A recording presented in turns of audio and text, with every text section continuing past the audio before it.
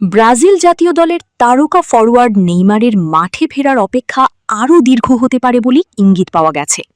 বিশ্বকাপের প্রথম ম্যাচের আগে ব্রাজিল কোচ কার্লো আনচেলোত্তি আশা প্রকাশ করেছিলেন নেইমার দ্রুত অনুশীলনে ফিরবেন।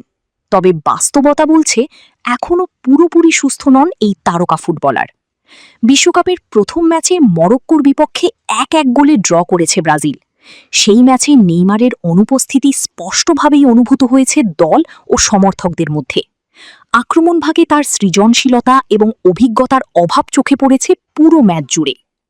ইএসপিএনের এক প্রতিবেদনে বলা হয়েছে, ডান পায়ের মাংসপেশির চোট থেকে এখনও পুরোপুরি সেরে উঠতে পারেননি নেইমার। নতুন করে তার শারীরিক পরীক্ষা করা হলেও ফলাফল এখনও প্রকাশ করেনি ব্রাজিলিয়ান ফুটবল কর্তৃপক্ষ। চতুর্থ বিশ্বকাপ খেলার স্বপ্ন নিয়ে জাতীয় দলের সঙ্গে থাকলেও গত ১৭ মে ক্লাব সান্তোসের হয়ে খেলতে গিয়ে পাওয়া চোটই এখন বড় বাধা হয়ে দাঁড়িয়েছে তার সামনে। আগামী ২০ জুন হাইতির বিপক্ষে ব্রাজিলের দ্বিতীয় ম্যাচ। এই ম্যাচের আগে নেইমারের অনুশীলনে ফেরার সম্ভাবনা নিয়ে আশাবাদী ছিলেন কোচিং স্টাফ। তবে সর্বশেষ পরিস্থিতিতে সেই সম্ভাবনা কিছুটা অনিশ্চিত হয়ে পড়েছে।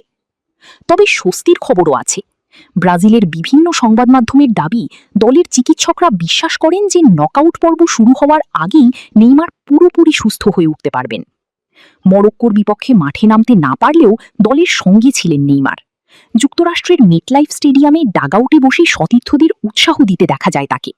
ম্যাচ চলাকালে হাইড্রেশন বিরতির সময় খেলোয়াড়দের সঙ্গে কৌশলগত আলোচনা করতেও অংশ নেন তিনি। এদিকে ম্যাচটি দেখতে গ্যালারিতে উপস্থিত ছিলেন মার্কিন সঙ্গীত শিল্পী ট্র্যাভিস স্কট এবং এনএফএল কিংবদন্তি টম ব্রেডি। তাদের সঙ্গেও দেখা করেন ব্রাজিলিয়ান এই সুপারস্টার।